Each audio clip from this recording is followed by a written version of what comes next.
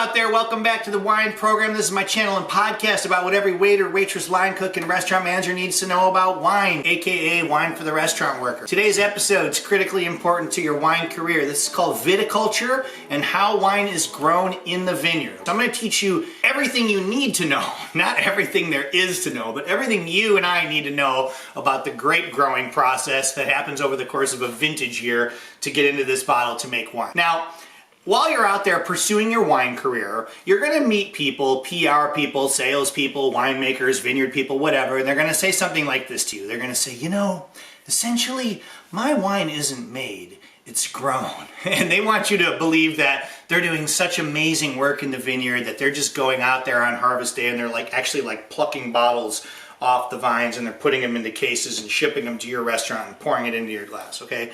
But that's not the case. That's like 50% bullshit. I think what's more true is to say your wine begins in the vineyard, but it's definitely finished in the winery. So winemaking and wine growing are two different things. Now you're gonna hear people say something else. I guarantee you will hear somebody say this. They're gonna say, you can't make great wine unless you have great grapes.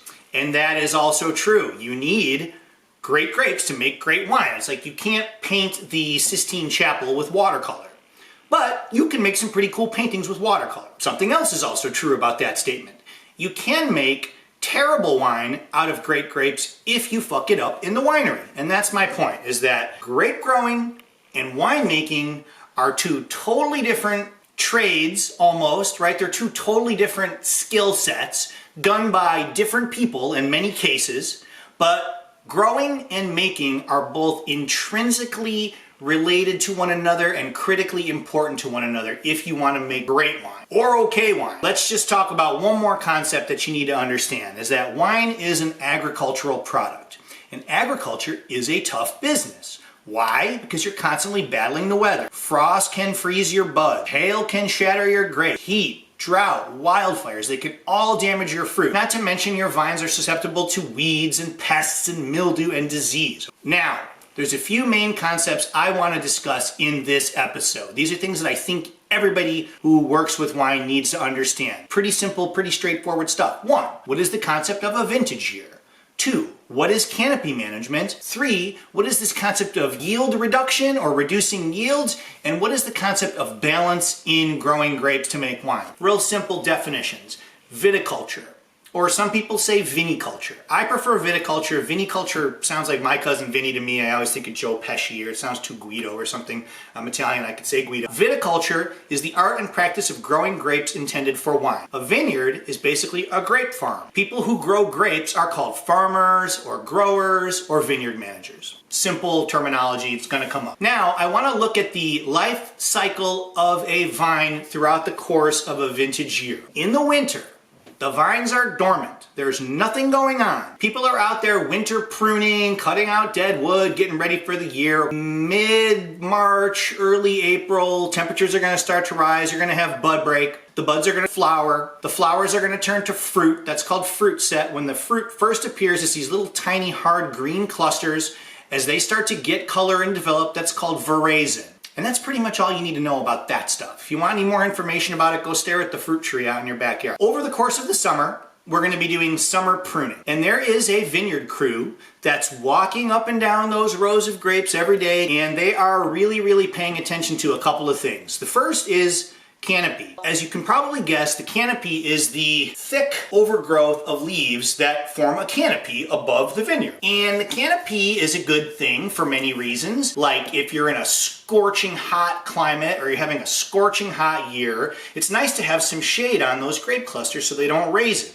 However, if you're in a wet region or a cool region like Rias Baixas or Bordeaux or Sonoma Coast, you need to get out there and clip some of those leaves, because those leaves will mat together with moisture and they'll get mildewy and moldy, and that can rot your fruit. You could lose a lot of harvest, or I should say a lot of crop that way. Now, the other concept of canopy management is that your vine wants to focus its energy and all those nutrients on grape growing, not leaf growing. So you have to, again, kind of thin some of that out so it's not popping off like all these leaves when it should be developing fruit. The other thing that you're doing during the summer is you're reducing yields, or people say dropping fruit. Now, yields are just a term, or I should say is just a term, for the amount of grapes you're growing per acre or per vineyard or even per vine, right? How many tons of fruit are you pulling out of this particular vineyard? Just to speak in round terms, let's just say you've got a vine and it's producing 10 grape clusters. Now, if you let those 10 clusters grow, all the energy and all the nutrients from that vine will be going into 10 different clusters. It's going to be diffused between 10 clusters. And come harvest time, if you harvest all 10 of those clusters and make wine out of it, some smart-ass wine buyer or consumer or anybody with a good palate is going to say, they're going to taste your wine, they're going to say, you know what, it kind of just drops off on the mid-palate. It tastes like it's been overcropped. And what that means is your grapes don't have concentration of flavor. They haven't been developed because your vine was exuding all of its energy and all of its nutrients across 10 clusters. If you want to make great wine, high quality wine, you got to reduce those yields, right? Now remember, you can have quality or you can have quantity. You can't really have both. Let's just say you want to make great wine. That farmer is going to instruct its picking crew to go out there and reduce yields. They're going to go out there and drop fruit. So let's say a farmer wants to drop 50% of their fruit. So they're going to go out there and they're going to clip off 5 grape clusters from every vine. And they're just going to drop them to the vineyard floor. It's going to be bird food or fertilizer, whatever the case may be. And that's going to allow those remaining 5 clusters to get all the nutrients. And those clusters are going to have more concentrated flavor and texture. And they have a much better chance of making great wine than the previous 10 might have. That is the concept of reducing yields, as well as like when people say good concentration of flavor. Low yielding vines, that's the key. Which I think is also kind of why the concept of old vines is important, because old vines produce less fruit, they have a deeper reaching root system, they bring up more minerality and more nutrients, and the fruit that they're growing is, again, not as much quantity, but higher quality. Ideally, by the end of summer, it's time to harvest. Who makes the decision when to harvest? Well, it's either the farmer who's growing the grapes who's going to sell them, or it's the winemaker who wants to buy the grapes from the farmer. Sometimes people have both. Some winemakers own vineyards, some don't. You still make great wine if you're purchasing fruit from somebody. But in this case, let's just say the vineyard manager decides it's time. I'm ready to pick these grapes. Let's sell them. He or she will go out into the vineyard and he'll either taste a grape and he'll say, tastes right, let's pick, or he'll hit it with a refractometer. That gives you like a number count. Okay, now what they're looking for is Brix, or sugar levels. Brix is just wine speak for, I think, grams per liter of sugar that's actually in any given grape at any given time. Here's the issue. Too much sugar, grapes are too ripe, your wine is gonna be too sweet or too fat or too cloying. There's no acid. Too little sugar and the wine will be super duper tart. But there's something else. There's phenolic ripeness. What does phenolic mean? Or what are phenolics? Phenolic material? That is the stems, skins, seeds, and pulp of the grape cluster. And that's where a lot of the flavor and the acid and the color are going to be. So, to achieve balance, you need 2 things. You need sugar and phenolic ripeness. So let's just say you're having a nice, even growing season. You're having warm days, your grapes are getting nice and ripe, the sugar levels are going up, and then in the evening, cool breeze comes in from the ocean, cools those berries down, and that skin starts to get thick to protect its seeds. It's instinctual. And that skin is going to develop nice and thick. It's going to have a lot of acid and a lot of color, okay? So when you do harvest those grapes, you're going to have the acid and the sweetness. Again, very, very important, balance. Because the more balanced your harvest is, the less manipulation you're going to have to do to it in the winery. We're going to talk about acidification and chaptalization really quickly. If your grapes are too sweet,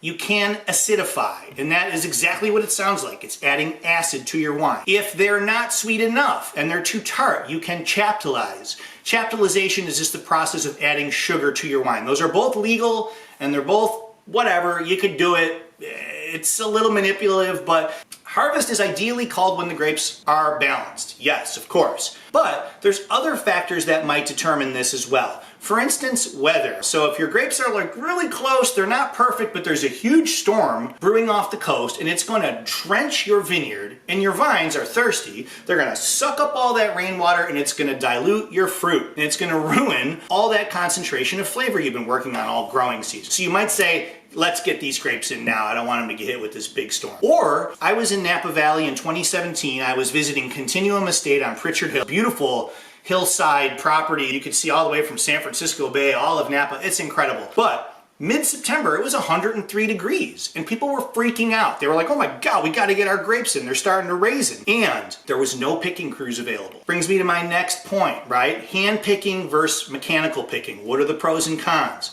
Well, manual is great because it's a good PR point. These are, hand-picked grapes, picked by the same picking crew or the same vineyard crew that's been walking up and down the rows all year long.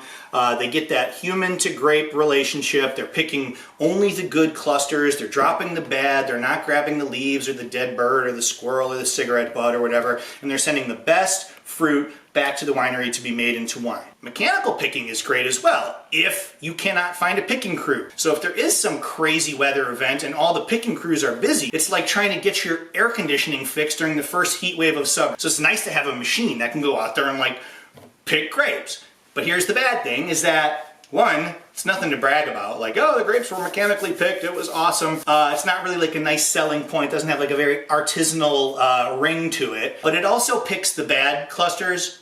It picks the leaves. It picks the dead bird. It picks the squirrel. It grabs the cigarette butt that somebody threw. And it all goes back to the winery. And then back at the winery, you kind of have to get that last look on the sorting table and get rid of the dead animal and all that shit and just send the best grapes into the crush. Again, whatever you gotta do, I'm all for. Now, ideally, let's just say 2020 is going to be a great year. We're going to have a nice even growing, no wildfires, no madness, no hail shattered the shit out of your grape clusters. Your harvest is going to happen right when it's supposed to. The grapes are going to be beautifully balanced. Let's just say that 2020 was a perfect vintage. And all the critics agree. They're going to give it 100 points. And all those grapes that are harvested are going to go into that bottle and it's going to say 2020 vintage. That's your vintage year, and it was a perfect vintage year. Now that 2020 designation is going to affect the value of that bottle for the life of this wine. So if this wine shows up at auction in 10, 20, 30, or 40 years in New York at Christie's,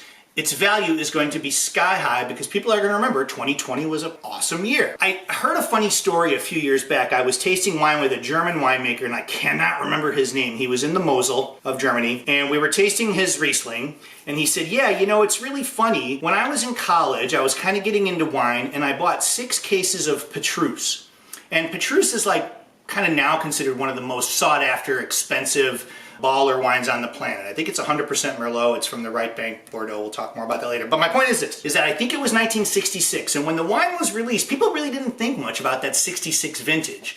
But as time progressed, wine writers and critics started going back to the 66 Petrus and they were like, damn, this wine is blowing up. It's better than we ever thought. He took those 6 cases of Petrus and flipped them all at auction, and with the money he made, he bought the entire vineyard from which the wine we were tasting was grown. That's why people buy wines, especially Bordeaux and high-end Napa, not to drink, but to store and then flip like stocks or commodities. Now, I wanted to show you a quick video of a harvest that I participated in. This was in, again, 2017. This was at Sanford Benedict Vineyard in Santa Rita, California. These are Pinot Noir grapes, I think coming into what's called the crush pad. I just wanted you to check it out because there's plenty of buzz, plenty of action. There's machinery, there's tons of people. You can see the stems getting spit out the back there, so they're definitely de-stemming their wine. Again, we're gonna talk more about that later, but I'm gonna take a quick break right now. I want you to come back next week and we're gonna talk about conventional, sustainable, organic, and biodynamic farming. I'm gonna teach you everything you need to know about those 4 categories. So please like, share, and subscribe to the wine program. Be back next week. I'll be here waiting for you.